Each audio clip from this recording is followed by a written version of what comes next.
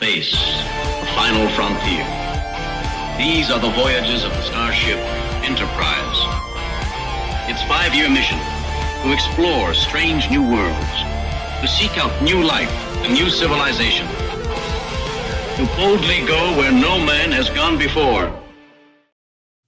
Greetings, salutations, and welcome to Retrek. I'm Captain Jim. With me, of course, is Admiral Elliot. Hi there. And Dr. Squee. A dragon! And happy First Contact Day, everyone. Yeah, happy First Contact Day. Yeah, and I bet you're thinking of just that Starfleet First Contact biz. Like, I would just like to put it on record, it is also the anniversary of when Gorn and Dragonkind also made First Contact, coincidentally on the same day. It always gets forgotten by your racist Starfleet history. And also, for the wrestling fans in the audience, it's MJF Day, which is why I'm rocking the scarf, in case anyone's wondering why I've decided that Burberry's the way to go. It's a one-day thing, just for today. And also, I'll be honest, this is not genuine Burberry. I just thought it was because it's also the anniversary of when Doctor Who came back on our screens, and so you were rocking it in tribute to the upcoming Doctor. Oh, there we go. Could have been. That was not not trying to be a chav at all. Is it the when the first aired Rose? Sorry. Is it actually the anniversary of when Rose was first on? I think so. Something came up on Twitter. It was trending. It was trending, and someone said that. So if excellent, there we go. It's like they're saying Back to the Future. It's like the most important day in all of the space-time continuum and all that. We've got everything going on. However, what we're here to talk about is the latest episode of Picard, which is Dominion, which features precisely 0 Deep Space Nine cameos, but 1 Voyager cameo. It was the most bizarre episode title to get you excited about something that just wasn't coming. Yeah. Like they even go to the trouble of writing Worf out this week because he was in DS9, so let's get rid of him. Just in case they get any satisfaction out of this title. No. What is it called, Dominion? Have I missed something? Well, no idea. Well, it's because it's all about sort of revealing that's the changelings and why and how they are and. Yeah, so why not the Changeling or the Torture? Well, I think it's because it's carrying on the Dominion War, isn't it? Yeah. It's the whole series. It just doesn't seem to be any real good reason to call it that. Well, next week's episode's called Return to Deep Space Nine, in brackets, not really. Yeah, and the Voyager shows up just to really mess with us. I do have to, just to pick it out, but so we don't have to remember where it is in the episode, do have another kind of killer line which they put in here, which makes no sense. Go on. You've got Data Law. It's Law he's being at the time, and he comes up with, did they move the tree or did the apple just fall far from it? Now, unless space trees actually can move themselves, which they have not set up at all, that makes no fucking sense. Again, it did because he was talking about George and his daughter. Yeah, no, but how does the tree move itself? Well, because have you ever heard the saying about like kids from the parents, the apple? From the tree. I'm not saying that isn't a phrase. I'm saying the tree doesn't move though. He said, did the tree move or did the apple just fall far from it? The tree itself does not move. It stays but the apple falls is what I'm getting. Yeah, but he's having a go at just how... No, Elliot, I get what he's trying to convey in this moment. I'm saying it doesn't make any sense him saying that the tree It's moves. a hypothetical moving tree. Yeah, it is. But there's no such thing. It's not... Unless it's not. I know there's no such thing, but I think you're being a bit err on law. No, it doesn't make sense. I'm sorry. It's right up there with there's one place in the galaxy I don't want to be. It's on the back foot. You see, I get there's a phrase about being on the back foot, but it's not a place in the universe. The back foot. No, but. You like your metaphors very literal, don't you? Ironically. It's not a metaphor if it's literal. You're doing it on purpose now, Kingy. No, but you saying don't use metaphors where an element of it isn't possible. Yeah, I like Which, a metaphor to be an actual metaphor that actually works as a metaphor. Otherwise, it's nothing. It's like when people go literally and they mean metaphorically, then that doesn't mean anything anymore. But he's having the right dig at Jordy. That's why he's added that extra bit about like they're just so far apart. His daughter from him. Yeah, maybe he's done it just to annoy Jordy. He's doing it deliberately.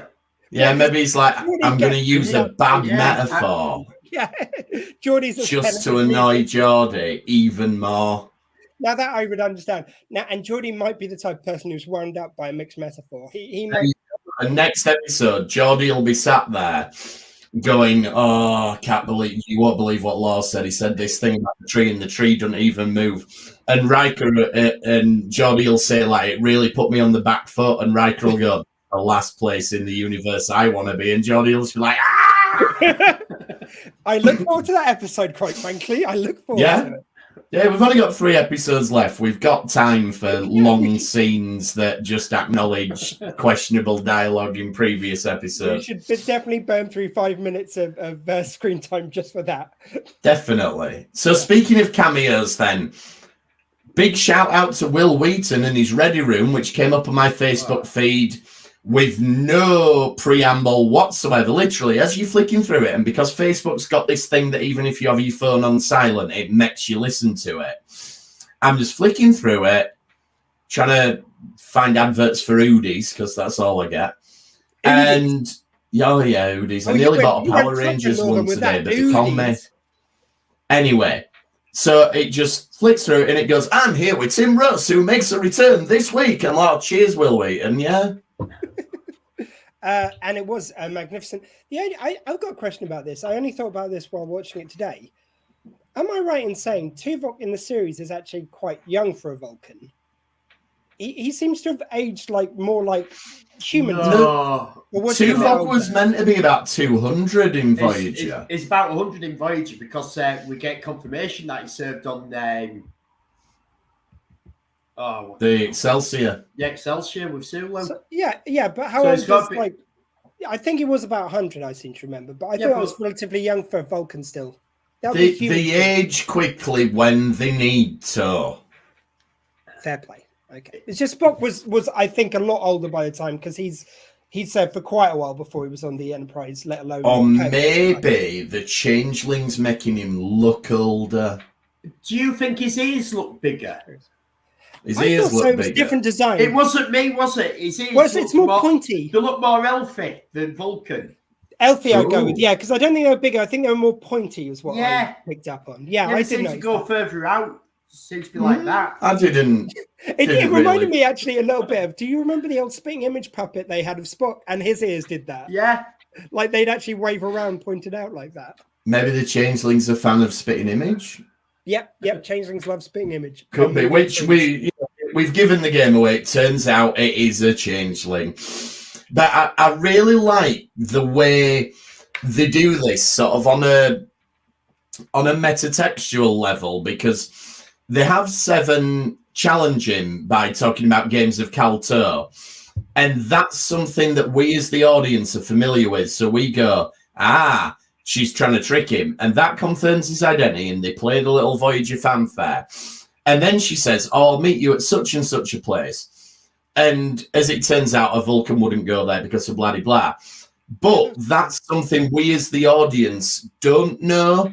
So they let us be on the inside when she tries to trick him the first time so that we're reassured.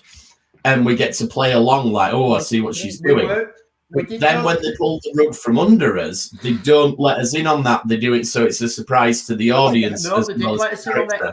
Because we do see in Voyager where he sorts out a neurological imbalance. No, but not the second bit with the. But she says it all. But she says it all together, doesn't she? She says, "Go to so and so because I had so and so done to me there."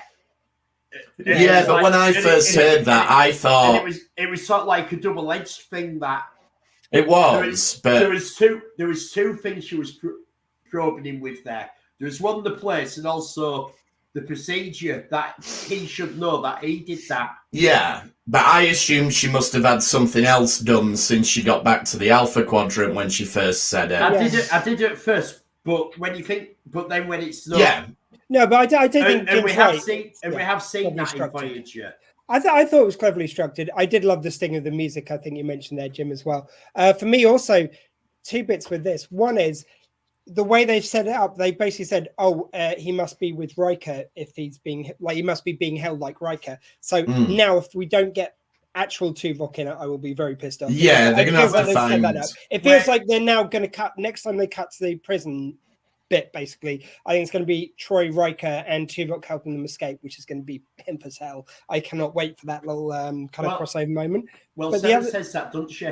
She says, yeah, that's what I'm saying. It must be alive for you to know that I beat him at Keltar. That's what I meant. They've already kind of established that he's in the same place. So now if they don't cameo him, I'll be annoyed. The only thing I would say with the Calto scores is, though, when they were interrogating him, now I don't know how much time they've had, but they're going to like, right, what are the codes? Like, how do you get into Starfleet Command? What do you do this? What are your Calto scores? Like, how did they know to ask that? Is my only It's question. obscure. Well, how would they know to ask Calto scores? Well, I wonder if like when she's saying stuff, there's a slight like they're interrogating at the same time, so it's literally maybe the answers. That would be very quick, real time though, and that would rely on him cracking. But there's a sort of pause, isn't there, when she mentions the Keltar? He has a bit of a pause and then puts a sort of half smile. I assumed that they were getting something. I assumed that they were getting the data up, but interrogating real time would seem messy. I would believe that he's getting the information fed to him in real time, but not that he knew it in advance. That's something you would have had to have looked up. But I think but also you have like George makes sort of a reference that we need to stop doing this, as if Tuvok's not the first person they've tried to contact. He does. And they're realizing that, and if there has been other people who've tried to contact, Shaw might have tried someone, Picard, someone he knows, and all that. So they're thinking, right, Seven knows Tuvok, so it'd be her who contacts Tuvok. No, that will make sense. So we need to find out. I get that. It's just how the Calto score seems like a very specific thing to have tortured out of him. It does, but taking Elliot's point, if they're anticipating that Seven specifically, they might have been like, tell us everything about 7 of 9. I don't know. And are they using a mind meld on him? I just feel, that's possible. Or maybe because the changing, I think we've seen them before kind of get into people's brains somehow. They did that in DS9, didn't they? Yeah, exactly. All up. So that actually would make sense, because I was just thinking what they would have asked him that would have got to Calto scores. It would be very specific. If they get into his mind, that makes sense now. Well, that makes me think that they may be doing it in real time if they have him hooked up. Yeah, but that's too messy. You couldn't get the information in real time like that. I think it is draining his memory, like you said, with the changing. Maybe that makes most sense to me. Yeah. Meanwhile, Beverly then, and I quite liked this exchange just because it's glossed over. Beverly saying, I'm thinking about making a changeling detector. Yes, it is a nice scarf Facebook user. You're right, MJF. Maxwell Jacob Friedman. He's better than you, and you know it. The 15th Doctor, yes. Yes. So Beverly said, I'm thinking of making this changeling detector. Ethically, it could be a bit dubious. And Picard goes, oh, I'll tell you what, Beverly, you make it and we'll worry about the morals later. And you're like, I get that they're in a bit of a situation, but that's very quick that he makes that decision. Like, well, she was sort of like, I could come up with something, but it could be a weapon. I mean, she said tantamount to genocide, doesn't she? Yeah. I mean, if it's something biological, that's like a weapon. My only point with that was the fact that he, first of all, I mean, I could sort of understand it's better to have it and not use it than not have it if you decide you want to use it. I get that. But it's more later, he's the one saying, it's like, have we lost our way so much? And she's all for using it. And it's like, that changed around pretty quickly. You're all for it. We used to have whole episodes on this sort of stuff back in the TNG day, but now we get 3 seconds. I mean, I sort of get her coming around to the idea after her son's in immediate danger. I get that completely. But it's like, given maybe she wasn't the right one to raise the ethical concerns in the first place. Yeah. That she would already be very protective at that stage. And I sound like I'm being really picky now, but another thing that obviously there's another revelation coming on this, so this isn't the answer. But they're sort of speculating like, oh, maybe they've stolen my body to make a doppelganger. And Beverly goes, and maybe Jack's blood makes it an even better doppelganger. What, better than his own body? That is literally him. Yeah. Like, they blame some incomplete sequence. Why has it got an incomplete sequence? It's literally his body. Yeah. We need it as a dramatic beat because they need to be shocked at whatever the real plan with Jack is revealed to be next week. Hopefully next week. Oh, they better do. They've strung out so much. But yeah, and the way this episode finishes, if they don't deliver on that, very naughty. But now I'm going to tell you titles. Yeah. But yeah, it seems a bit, it just doesn't feel justified. Like, yes, and that's what it'll be. Your son's DNA makes your DNA more like your DNA. Yeah. I agree with you on that one. The only thing I did think is I did like the fact that they kept on putting out stuff, which to me felt like clues to who Jack, what Jack was, which was kind of nice to keep me guessing. Because to begin with, when they were saying about taking his DNA, I came up with this theory, which was about maybe it relates to a previous episode. Maybe when Picard and Crusher had that mind link. Oh, I like that. Even though they lost it, it got passed on to Jack or something like that. But then I think later on in the episode, when you learn more about the change, I think he was part of the experiment. Is what but we'll get to that when we get there. But I did like these little bits of. There was quite a few potential clues to who Jack was in this, which was kind of nice because now they said it's not Ironic syndrome, which nothing that he was going through relates to anything that Picard went through. So I'm glad they've knocked that one. Yeah, exactly. There's an implication that they say law says it, or data rather says the diagnosis of Ironic syndrome is in question. Yeah, and when they've got the vines kind of which keep on growing when because there's visions. Is it just me, or do they look a little bit like the ones on the side of the face of Amanda Plummer? Oh, maybe. They look a bit like the Upside Down from Stranger Things. Well, I'm thinking if she looks a bit like from Species 8472. When they take over things. But I'm thinking she's right there. She's got those scars on her face.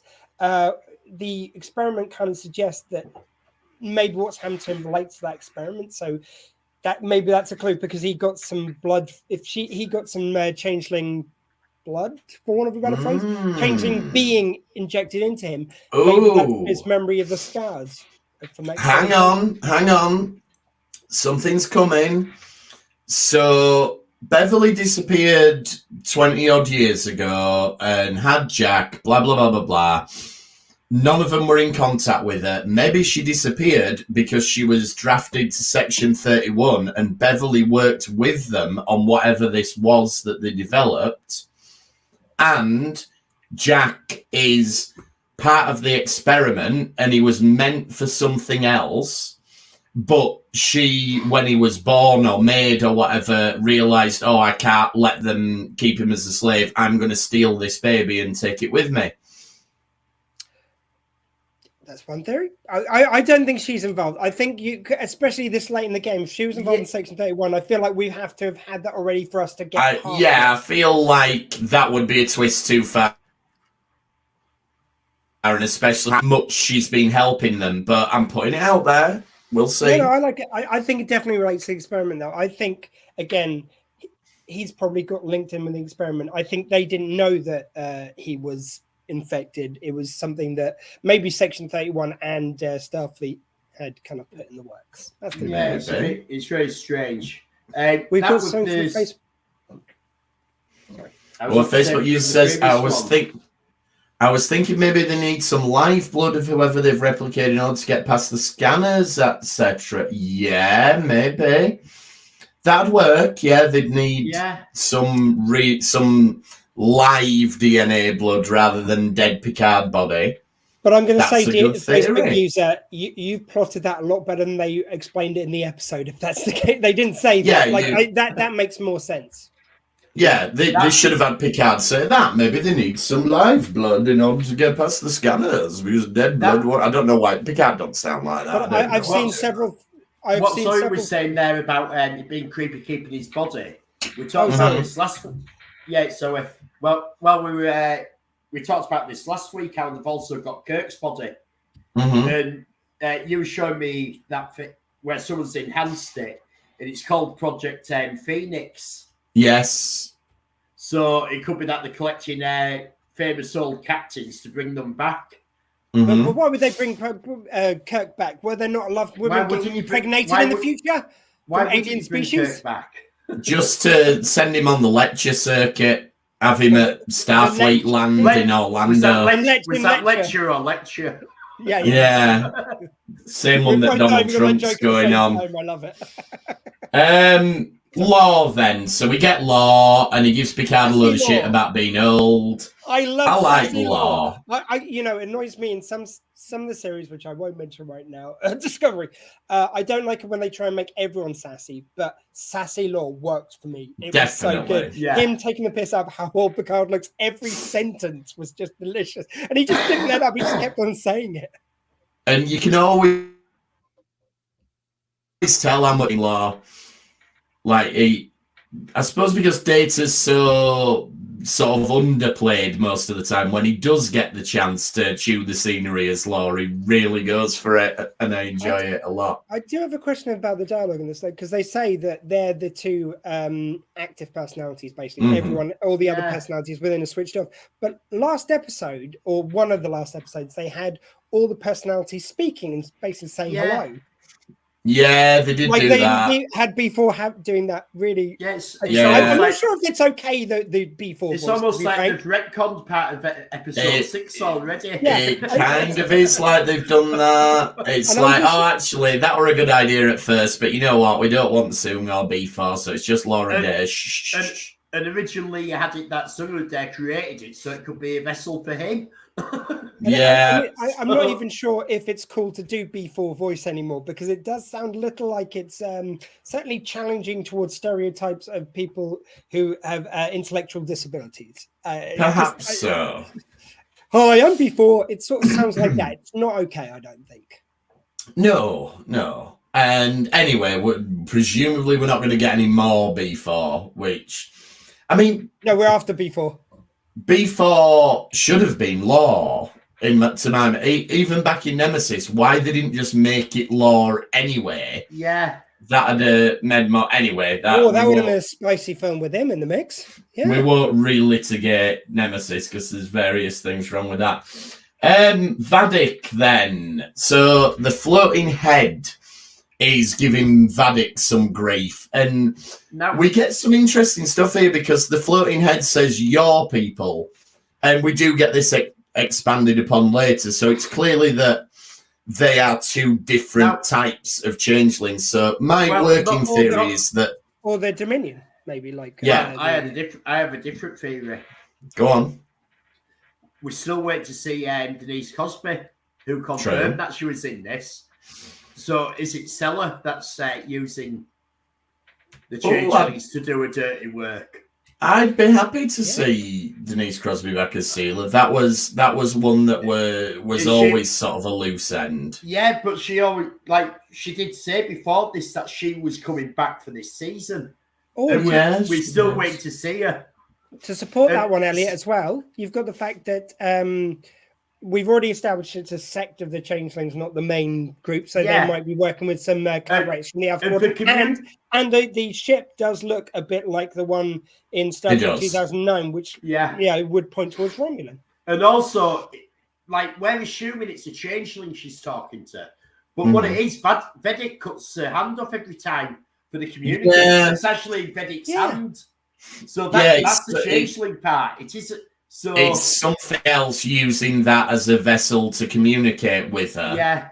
Because I'm wondering if so I think it's a bit of a red herring, the changeling part. Well, the thing is, with the changeling cutting off its hand, Vedic cutting off her hand to communicate, it does just maybe that's an ability of these kind of enhanced by mistake kind of changelings. Maybe they can use their part of their being as a transmitter, whereas every other changeling they have established, if you cut part of the body off, it returns to goo state. Yeah. So it does also make sense that she'd be able to use it otherwise from them.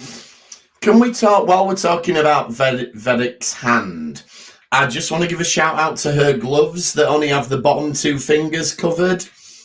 Because my father-in-law fashioned himself a glove that only covers the top 2 fingers so he can smoke without getting his fingers yellow. And I feel like she's got the other half of his glove. I like it. And also, Vedic Hand is also the spin-off podcast from Riker's Beard, I understand. Yeah. Just a little shout out to our brothers at Riker's Beard. And Jack and Sydney then, in the lift, I think this is a little bit creepy. Like, I'm reading her mind. She wants me to touch her hand. I'm going to touch her hand. Oh. But then they do kind of lampshade it by the fact that she goes, why'd you do that? So they do sort of acknowledge that it's a bit weird. So he's basically going, it's like, oh, we could hang out sometime or not, as the case may be. And she's going, make it subtle. Touch me instead. That's much more creepy. Is he trying to flirt with me? Maybe if he touches me.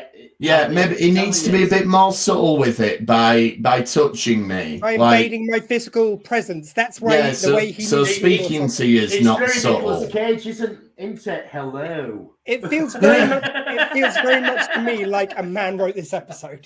I don't know who wrote this one, but it seems like a kind of case of someone not really getting kind of. I don't know. It just seems that's very. It was just a weird exchange. And she's going, "Oh, I wish he touched my hand. He touched her hand. Why the hell did he do that?" It's like, well, you just wanted it to happen a second ago. Yeah, but also using the knowledge that she wants it to happen. That's not good. Reading someone's mind and then acting out on it. Naughty Jack. It's basically a lot of these films where men either read a woman's mind or they do time travel, like in About Time, and they just use it for very creepy ends. I like Groundhog Day. Groundhog Day. Yeah, it's like that's quite a good film, but yeah, there's definitely some scenes which are not ideal in that. Shall we say? Now that we know about Bill Murray and his predilection for putting people in bins, I mean, it just makes you. Anyone who's not aware of the Bill Murray bin thing, I don't have time to go into it now, but Google Bill Murray, Seth Green, bin. Oh, yeah, no, I'm with you now. But have you ever seen the film About Time by Richard Curtis? I have not. Yeah. Basically, every time something doesn't go his way, he goes back in time to change. So basically, he can hop between his own life. But in his own body, not Sam Beckett wise. So he kind of like if something doesn't go right, he just hops back to the beginning. So he'd used it at one stage to completely erase a relationship which this girl has. He changes like everything about her life, and we're meant to be supporting him. And like it was so obviously creepy. I mean, I'm not defending Groundhog Day's more creepy elements, which actually were addressed in the musical a bit better, but I don't. It was so on the surface creepy. But like at least in Groundhog Day, it's at least a bit more subtle, but not. Well, the other thing is with Groundhog Day, like at the point where he's doing that and getting all the information on her life so that he can be creepy with her, he is still an asshole at that point. You know, the whole. I'm not saying that justifies the behavior, but I'm saying the film doesn't necessarily condone it. Like that isn't how he wins. That comes when he stops being an asshole. So, Jodie's put time traveler's wife. That's a bit different. I mean, she basically him and his wife keep on meeting at different points in their life out of order. Which, some might say Stephen Moffat nicked for River Song. I can possibly comment. But didn't Stephen Moffat then do a version of A Time Traveler's Wife? Yes, he did, which I thought was really funny, seeing as when I was watching River Song, I was like, this is the Time Traveler's Wife, and then he goes on to do the Time Traveler's Wife. Weird one. Tom Hardy is also a famous spinner. Okay. Yeah, Tom Hardy. Tom Hardy. I mean, we can't say that, but if someone else says that, you know, that the undercurrent of binners in Hollywood it's a scandal waiting to happen, and the Retrek podcasters brought you it first. Trust me, when the dam breaks on that, you're just going to hear so much about binners. Anyway, Riker sends them a code so they know where they are. It's a prefix code, but it's we definitely don't want Riker guest appearance code. We don't want to see Riker sending it. No. He's not in that episode at all. You couldn't have had him filming emphatically has the week off. Well, he is in the episode, but he isn't. Where? Because we have him when Picard asks Tuvok where Riker is. Oh, He yeah, shows good him point. as a He's not in it. and it shows him as a dead body. Good yes, point. no, It you're right. is. You're right. No, good Yeah. point. Yeah. Frakes, he did put in an appearance. Even more reason to film him going, it's like, I'm just going to send them a code. And you could have had Troy in there. Just one scene. Like, they could have filmed That- it the week before. You didn't have to come in special for it. And he's already True. in the episode. Like, you See, say, that's even better point. Elliot's just like made me realize it is like a cognitive dissonance thing that I have when I'm watching TV shows. Like, there's episodes of TV shows that I've watched and I've gone, oh, so-and-so's not in that episode. They're like, yeah, they are. They're in all the flashbacks in it. I'm like, yeah, flashbacks don't count. They're not happening now. Yeah. I genuinely think if it's a changeling, I discount it as a cameo. Yeah, from the actor's not and there. I moved it to the actor as well. Because when Tuvok was on, I was going, oh, if it's a changeling, it's not actually All Tuvok. our So, viewers agree with me that he was in it. no, you're right. You're right. Look, we've said it. You're right.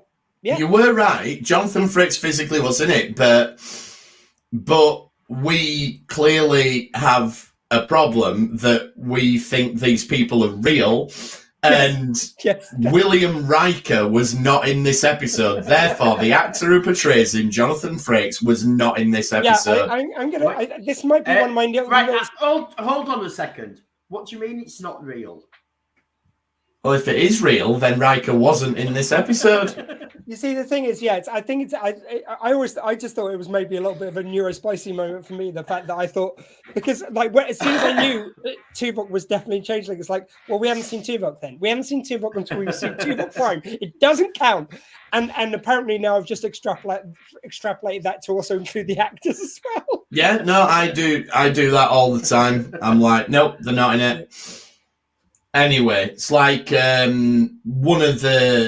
was a trivia question, and it was one of them where it's a famous one where they got it wrong on like the chase or pointless or no, in the chase, and it was like, which of these actors is not in all three Godfather films or he's not in Godfather 2, and James Caan was the answer that they said was correct, which James Caan is in Godfather 2. There's a flashback, and it has Sonny in it.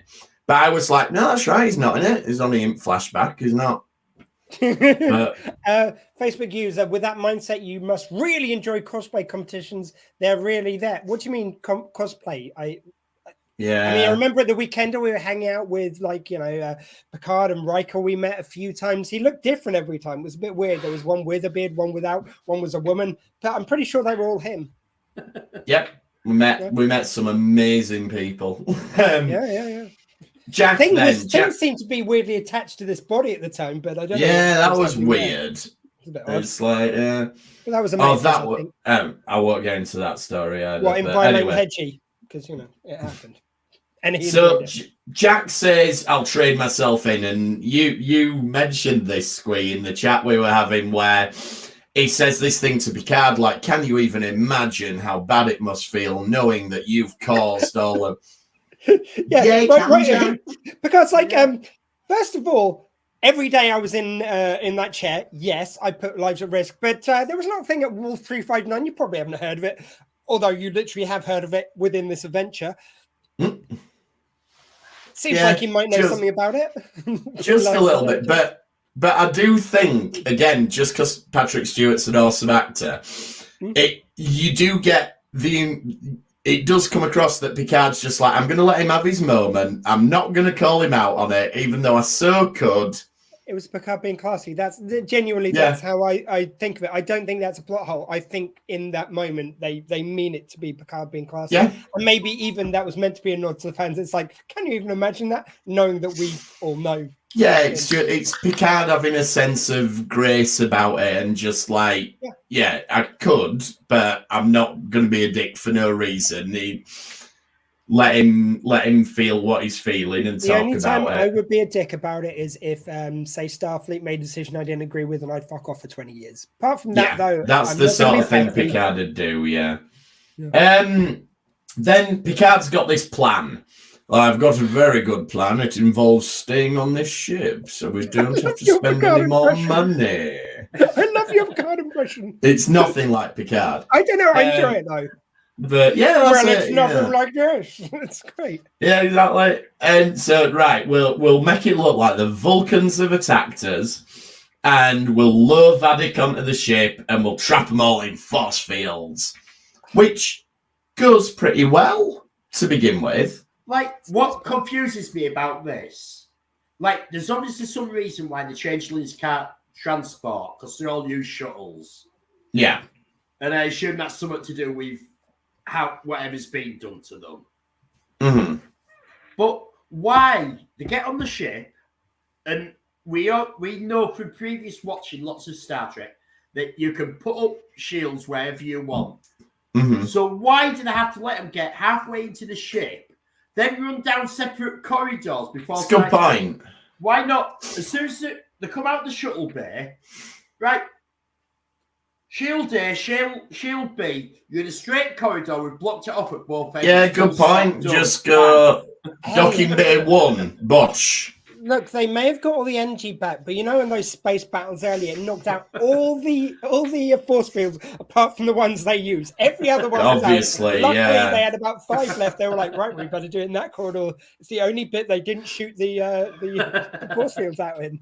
And this is where we start getting little hints as to what's going on with Jack. Like Vadik, it's implied that Vadik is basically transportation. Like she's been hired to deliver Jack to whoever or whatever it is. And she's talking about, I'm going to take you to a better place and all this. And instead of going, oh, tell me a little bit more, Jack's like, you'll have to catch me first. I've got one. I've got an idea. Go on. What if, Go on. right, she's meant to be delivering him to someone. We don't know who. Mhm. If my theory thus far about the changeling blood works, what if she is actually in league with Section 31? What if they want him back? And they're like, that's what they have to expose in the end. At Frontier Day is the fact that Section 31 is doing their evil bidding in the background. Ooh, maybe. Because they've taken over Starfleet, we've established, you know, True. thoroughly. Who better to do that than Section 31? Oh, that would be good. That would be good. And then, so the force field plan's pretty good, except Law's sudden but inevitable betrayal. It's like, don't plug him into the system, Geordie. Yeah, why have you plugged him into the entire ship? Yeah, and don't leave him plugged in when he's already faffing about with stuff. Like, they're going, oh, the transporter's not working. I wonder why. And Law's just there going, hee hee. I to answer Jodie's question, does anyone else think that Data is coming back to the show as a regular soon once they deal with the law permanently? Well, I think he is basically in effect. I think we're going to maybe have a couple of resurgences. If we get Star Trek Legacy, yes, possibly. Oh, I don't think in a new show. I think the Data's personality will become the dominant one, and he'll be there with his crewmates to the end of this adventure. But I don't know. I mean, the thing with Brent Spiner is like, he always go, I want them to kill Data. They've done it twice. I'll come back again. Like, you just protest too much, Brent. Yeah. Oh, sorry. What was that? She went a bit Club Tropicana on Jack. Let me tell you the thing. Yeah, that's true. She did. Yeah. Yeah, it was quite fun to just. I mean, and I did notice. Like, I don't know why this suddenly came to my head, but you notice how now, because the original crew are maybe a little bit older, they get in Jack as the person who runs through corridors as well. Yeah, absolutely. Like, you do that, son. I'm a bit. Yeah. I'm up in the bridge, son. You take this one. Yeah.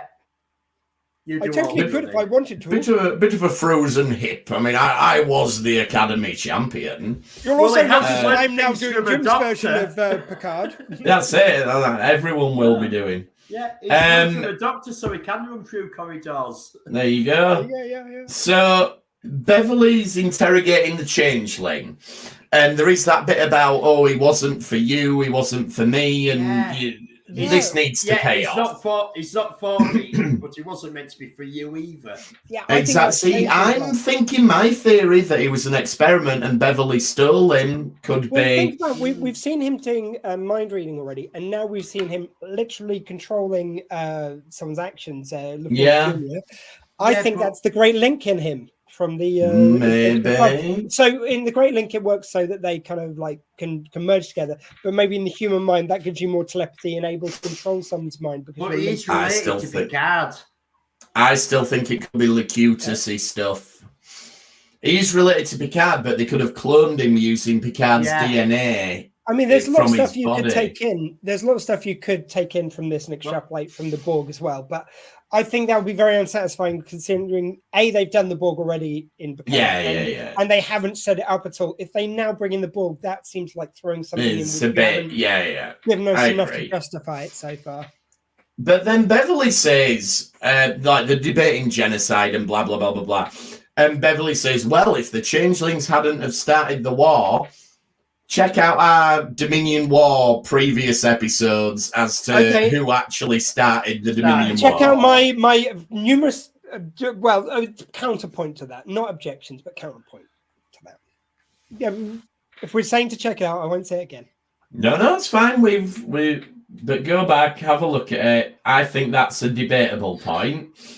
Then we get. I think we've definitively shown already that the Federation is to blame for the Dominion. Elliot, we're not bringing it up. Like otherwise, I'll bring up my numerous arguments against that, which also work. I think both arguments work. Is what I will say.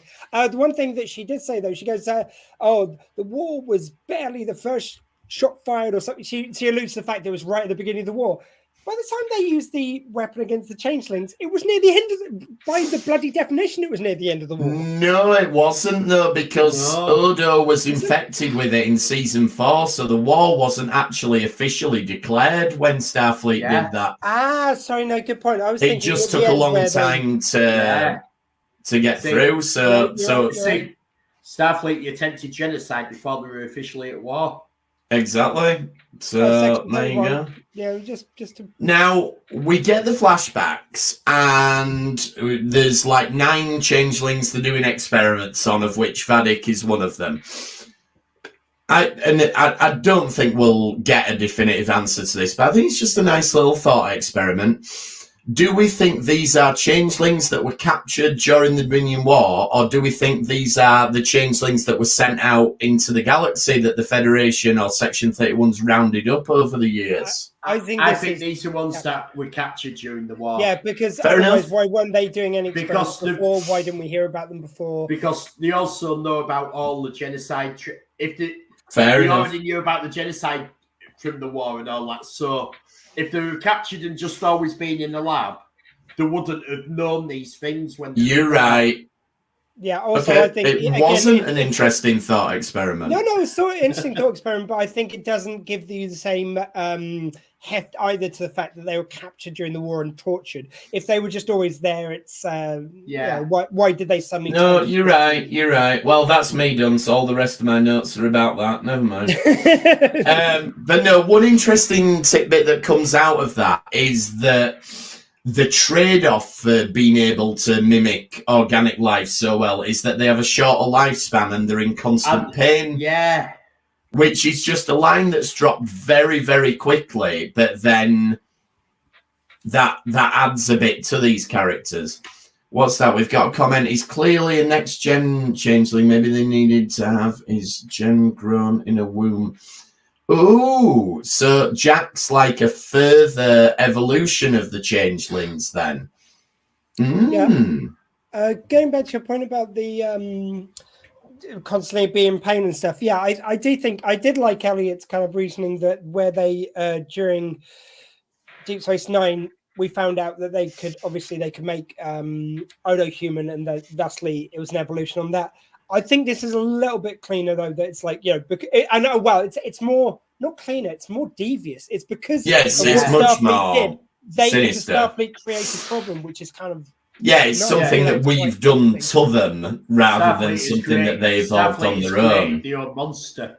Yeah, it's like Starfleet can no longer keep on turning. It's like the sort of answer is always like, it's Section 31, what are you going to do? I think this will force them to, at least in the immediate time, deal with Section 31, which they haven't done thus far, which is kind of good because, again, we just always end the episodes like, well, they're still out there. Yeah. Yeah, I don't think Picard will let it lie after all of this. And I don't think we've seen them in Discovery in the future, have we? No. Not that I'm aware of, though we do suspect that David Cronenberg might be Section 31 or something. Might be Section 31. I mean, if they do want to do that, they could always do it that they clean it up in this time and then research it later. You know, there's no reason they can't. That's it. And then she turns into Jack then and says, "Are you prepared to lose another son?" Will Wheaton cameo just crying out there. She should have turned into Wesley and been like, you know, when was the last time you saw me? Or, you know, something to really dig it. Last year when we watched season 2. Well, yeah. But there's no reason Vadik would know what Wesley looks like. So that's my headcanon as to why she doesn't do that. But that, come on, that would have been an awesome little cameo. I'm also going to renew my objection. What an asshole Wesley Crusher is. Like, he's got all time and space at his disposal. Doesn't want to go and visit his mummy. Like, right now, he turned up to Riker and Troy's wedding. Yeah, for that wedding, not to just pop by to see his mum. No, prick. But only because the director forgot what had happened in Star Trek: The Next Generation. Yeah, and if they hadn't have cut a scene, then it would have said that he was on a ship and he was. Yeah, he was back as Luke. I'm so glad they cut that. Yeah. And I bet Will Wheaton is now. I think he was annoyed at the time because he didn't get any money for actually having a speaking role. But they have to pay them even if they film a speaking role. I thought. But residuals and stuff like that aren't as good if you don't have. It depends what your agents agreed. No, I think they're on about. I think there's like some SAG rules in America. In the UK. If you get a speaking role, you have to get a certain amount of money. It's law because otherwise, then extras can be just used and messed about. Yeah, and it won't get as many residuals, but it's all right because nobody shows Nemesis anyway. The last time Beverly saw him, he was a child. Yeah, he was. Yeah, but he could have said, "Look, ma'am, I've got a beard now, and you didn't even see me grow it." Like, the thing is, if the changeling could know what Wesley looked like, but only what he looked like when he disappeared as a teenager. That's true, but then, they would have had to de-age. Yeah. Also, I think it's the most Nemesis has been mentioned, and we even mentioned Tom Hardy, which, like, you know... There we go, that's it. And he's on. Well, actually, Tom Hardy did bin Will Wheaton during the filming of Nemesis. Jesus, he nearly got... I'm sure everyone's read the things about Tom Hardy nearly binning himself after that because it did so poorly and he thought it was going to be his big break. He nearly committed suicide at that time. He's talked about it. Yeah, I know. Yeah, that's brought the tone down. Yeah, sorry. Just playing for laughs, you know. Let's all just take a moment to think about Tom Hardy's mental health. Sorry, just 1 second. I want to take it seriously. Yeah.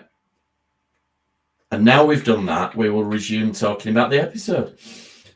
So Geordie's trying to get through to Data and everything, and that's all really good stuff. And Picard's wrestling with, should we kill Vadik? And Beverly's like, yeah, let's fucking kill Vadik. Yeah, let's kill her. Yeah, let's do it. But then Law lets all the baddies out. It's like, you shouldn't have left him plugged in. It's always a bad idea, because as we know... I'm going to leave you plugged in, and just conveniently, just by this door, which you could shut to shut me out of engineering altogether. Yeah, I spotted what I think is a continuity error here. There's a shot just after Geordie says, Data, I know you're in there. There's an over-the-shoulder shot of Law looking through the door at Geordie, and it looks like Law is wearing a red Starfleet uniform instead of a yellow one. Ooh. I'd have to watch and my conspiracy theory here is that we're going to see Data, I assume it's Data, later, and they have released publicity shots of this, so I'm not. And he's wearing a red shirt. So I think this might have been a pickup shot that was done while they were filming a later episode. And maybe he's got an ultraviolet jacket. Like from the movie Ultraviolet, where you can change. Could have, yeah. Shouldn't he be wearing red anyway? Because didn't Data get promoted to commander? He was commander, but he was always in. He was still wearing yellow when he died. Yeah. But I thought it was first officer. But the point is, for the rest of this episode, he's clearly wearing yellow, except in this one over-the-shoulder shot of him. Also, I love the dialogue in this bit where Geordie opens up his heart and goes, "I can't lose you again." And Law says, "Oh, so you came to see when obviously Data was rediscovered and you came to be with him in his final moments." Well, look, that's not the point. I was busy at the time with loads of Commodore shit. You don't know what it's like to me. Oh, so you couldn't even be bothered to come back when your best friend appears for just one day. Look, that's not the point. He was with Picard. Yeah, it's Picard not the was point. his best friend, canonically, surely. Oh, it was. Or did they cut that scene? I can't remember if I saw it on the internet. Maybe that was. I can't remember. No. And then Jack mind controls Sydney and gets her to do all this kung fu stuff. Yeah, that's weird. And at the end of the episode, we get a lot of violence. I thought Shaw was dead for a second when he fell out of the turbo lift. I thought, and I was thinking, no, I've got to really like Shaw. Like, that's it. We keep saying this every episode. First episode, we hated him. Kill that bastard. And now it's, no, you can't do that to Shaw. I remember. I know, that's it. Walking Dead. I was saying to James at the weekend about this. He's taken on the O'Brien role of an engineer. The engineer gets the shit kicked out of them and all the punishment and torture. Yeah. It's got to be said, considering how often, how often they've got scenes on the bridge and stuff. Shaw really has got demoted on his own ship. Like, they even gave him he has, yeah. He still isn't a captain. It's like with the Doctor when we were saying about it last week. But there's this thing online as well I've noticed. It's sort of like when, I think it was during The Walking Dead with Carl, when people go, it's like, you can't kill Carl. You can't kill Carl. You can't, like, kill everyone else, but not him. That Shaw's become that. People are genuinely going, it's like, kill him off. Yeah. He has to be, if there is a Star Trek legacy and it is what we think it is following on, he better the fuck be, like, people are really hungry for sure. Yeah, it's like, we you can kill any of the next gen crew now, but don't kill Shaw. Yeah, it's funny. And we all know people named Shaw are naturally better and more handsome. We all know. That's it. There you go. And then, so we get to the end of the episode. Then Vadik has taken over the ship. Definitely killed Cal. Didn't they kill Cal? I don't want to give spoilers. When they brought in the sister as the replacement Cal. Yeah. But it was a long time ago, so I think we're allowed to do spoilers. Yeah. Cal is dead. Spoilers, Walking Dead, nothing happens after season 4. I can't get past the character he played in the Vampire Diaries. Oh, Cal. No. Or I Shaw. think that's Hardy, maybe. I'm quite happy when. Is that Shaw or Cal? I didn't Can you tell us whether that's Shaw or Cal? So evidently we've not seen the Vampire Diaries. Yeah. Yeah. I watched the I watched the follow-up. I watched the spin-off. Oh, the originals. The originals. Anyway, Vampire Diaries. Oh, Shaw was in the Vampire Diaries. Shaw was in the Vampire Diaries, though. So he didn't pop fully formed into the Star Trek universe. That actor has a history. There we go. Nasty Priest. Actually, yeah, I've seen him in other stuff. He is a great actor. I reckon he'd be a good Nasty Priest. Yeah, he's brilliant in 12 Monkeys, the series. Oh, is he in 12 Monkeys? I remember that. That was good. And he's the one who's sort of from the future, who's sort of in charge. Yeah, it got a bit lame as it went on, but that was a really great series for the first 2 or 3 series I seem to remember. The film was awesome as well, but I think guy playing Shaw is one of those actors who has been in loads of stuff, but he's never. Vampire Diaries has been a breakthrough role for him, but I've never seen him in anything where he's really one of them. Like now he's had an iconic role. It's one of them that you'll be watching something and you'll go, "Oh, it's Shaw." Yeah, I bet it will be in so much stuff following this. It's like seems to have been a breakthrough role for him. When during lockdown we did a rewatch of 24. And everybody's been in 24. Like, you're watching it. Oh, I see him. Oh, it's like my best buddy, Alexander Siddig. Or Sid, as he insists I call him. Sid is in 24. I have a theory about Sid. Better be nice. It is very nice. With this episode being called Dominion, and we got teased and the cameo was the Voyager character, I reckon we could get someone like Sid come in for the DS9 tie-in. I think he'd be the best and most logical one. I'm tying in to the novels where Sid is the head of Section 31. I've got a theory. I've got it. Yeah, I'm him being set head of Section 31. I don't know. However, if my theory holds true about Jack and Section 31 and the Bloods, maybe that's how they get into Section 31 is through him because he's got links to them. Yeah, Him being head might be a bit shady after all the shit go down. That's been in novels where he was the head of Section. Yeah, it did get there in the novels, but I'm just saying for the TV show, if they made him head of Section 31 now after what we've just seen them doing. But they have been very good in this series of acknowledging other media. They have. Yeah. And making it canon. But do you want Bashir to be the head of Section 31 who's torturing changelings? That would not. No, but perhaps he could be the new head of Section 31. He could be. Picard sorts it out. Yeah, the new head. He could be the new head that took over after all this went. I don't know.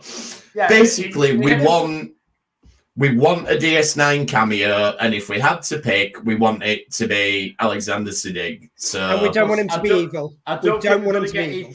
We're not going to get Avery Brooks. Vampire Diaries is the new 24. Oh, no, Rabbit Hole's the new 24. So it's got Kiefer Sutherland in it. But I know the point you were making. Sorry. I was just being silly. Anyway, we're not getting Avery Brooks. So I think someone like... You're not getting Avery Brooks. Cole Meany would be a nice one to get. And Jim, I wasn't telling you a joke. I just hadn't seen those two shows. So I was... Like, could you imagine shows... gushing over Colmeany coming on, O'Brien as well as Geordie. Oh, I'd love O'Brien and Geordie, yeah. Oh, yeah, you just have an engineer hang out. Yeah, that'd be really good. And then around the corner comes Trip going, did someone call me? I've come back from the dead somehow. Yeah, it's bringing all the engineers. And then you bring Trip back, and it turns out he's been working with Section 31 all along, like he was in the novels. Anyway. Taurus comes along and says, I'm still annoyed they brought 7 of 9 in. I never got any lines after that, and just walks off. Yeah. And Kez comes back in, and probably best not, given some of the stuff she's been getting up to. If anyone doesn't know, look up what she did next to that act. Yeah. Anyway, Vadik takes over the shape, and we're going to find out who Jack truly is. So hopefully we will. As I said earlier, it literally ends with a going, I'll tell you about Jack. Credits. And we have, it's time to end on a bum note, but Jodie's put 24 sucks, so that's her banned from the streaming future. Season 6, which sadly, season 6 was the season that Sid was in. But I do think that's the weakest season. His episodes are great. Not even the 12 seasons. What are the ones that were 12? Episodes. Yeah, but the first one they did, the one with Jack actually in it,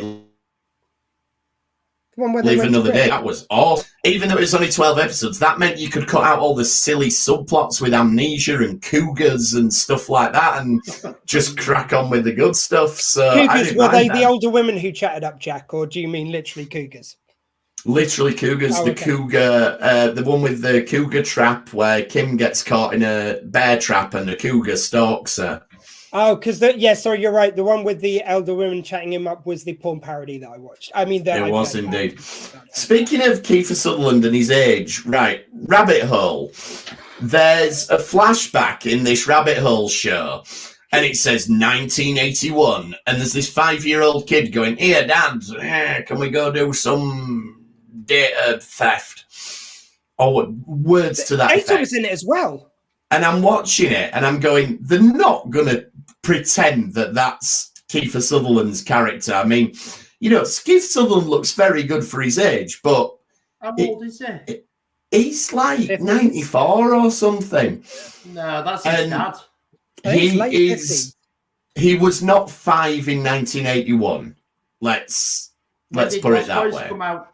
1985... 86. Right, it wasn't 5 in 1981. Okay, Google, how old's Kiefer Sutherland? And thank you. Sorry at home if I've just set off your devices. Oh, it's not even set off mine.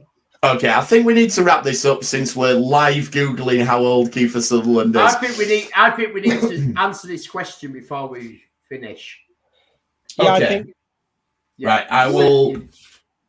Kiefer Sutherland is 56.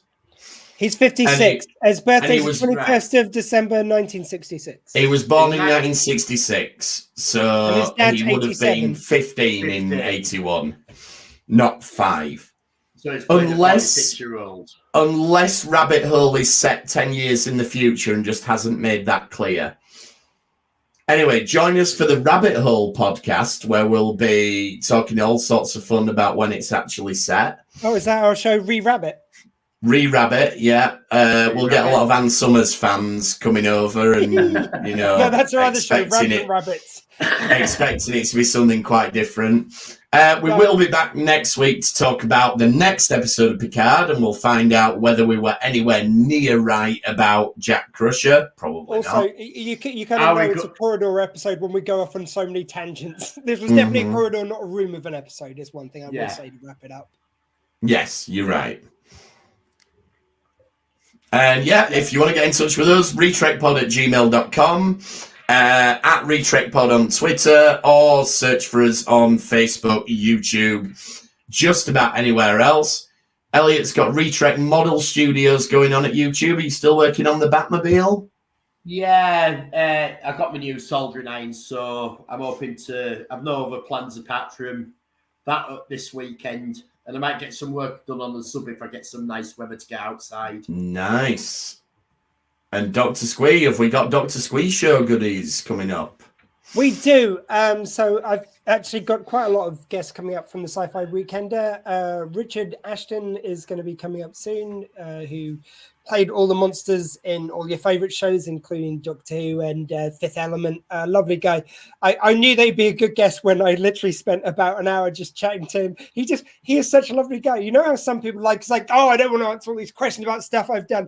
He engaged me for an hour about different shows, but it's like, that reminds me of the time I did this. And it's like, oh, I'm definitely getting you on the show. You're just giving it out for free. It's great. It's lovely. Am I right in remembering Richard Ashton? The first time he came to the weekend, he was in the city, and he turned up with all his PowerPoint ready for it and all that. And the work ready for him. No. That was the other monster guy that you've invited a few times with. John Davey, yeah. Right, we're getting mixed up. Yeah, no, John's a mate of mine already. I met a couple of the other guys, but I've got an interview coming up with him, and also I will give you an exclusive right here, right now. It hasn't been announced anywhere else, but I will be speaking to, and I'll make this joke now so I can get out of the way. The one and only Chesney Hawkes coming up soon. If I can get the technology working, if a mate of mine's coming around tomorrow to help me with it, if I can get the technology working, it'll be simul broadcasting on the radio and online at the same time. Love it. And which of his songs are you going to ask him about? There's A Man Not a Boy, his follow-up to one that was a goodie. I can always remember A Man Not a Boy. Why do I remember this random stuff, but I can't remember people's names? And my last plug is I appeared on the Magic of Wrestling podcast, where I predicted with almost 100% failure the outcomes of the matches at WrestleMania. So if you want to hear me predicting things wrong, check out the Magic of Wrestling podcast. Oh, and just one last thing from the Facebook user. You better call him by his name. Oh, don't call him by his number. No, I've got to call him by his number. Otherwise, how am I going to speak to him? Think that. I can't just go, Chesney Hawkes, and he appears like a genie. That's you could do if it's a Skype call, and that's his Skype name. And just because you could ask him why it was like appearing at festivals with Toya last year. I've got loads of stuff. No, genuinely, I know we're joking, but there's loads of stuff to talk to him about. Of course there is. We're only messing about. But also... No, I'm serious, he did. No, I know. He got changed back at Carver. I wasn't taking the piss out of that. I didn't say anything about it. I know lots of things about Toya. Sure, I'll just spend an hour talking about Toya then. That's fine. There you go. I've enjoyed that. Just round things off on First Contact Day, as the Gorn might say, and I think we all know what that means. And thanks for trekking with us this time. We'll see you next time on the Retrek. Thank you. Goodbye. Drag off and LLAP.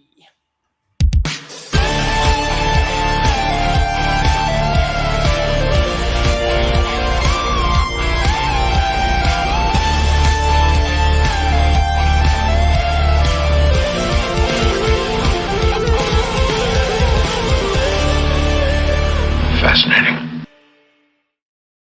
If still watching Facebook users, was it because you made jokes about his song lyrics? Asking why he's up. Yeah, it could be. We're still live bonus content, but I do think Elliot, we'll give this as a freebie on the Facebook stream. I do think Elliot has stumbled across a genius idea for a podcast. Like, you just get guests on and just talk to them about Toya. And like, even people who don't know who Toya is, and then you just end the interview just like, sorry, you don't know who Toya is? Bye. It's all I asked them about is that I asked them about Toya Wilcox while they on camera eat a waffle cone ice cream, and Elliot would just jizz in his pants. That's the one. That's the one. His happy place. That would be. They were nice. Yeah. Oh, you want to marry it? Don't try and sort it out. Bye.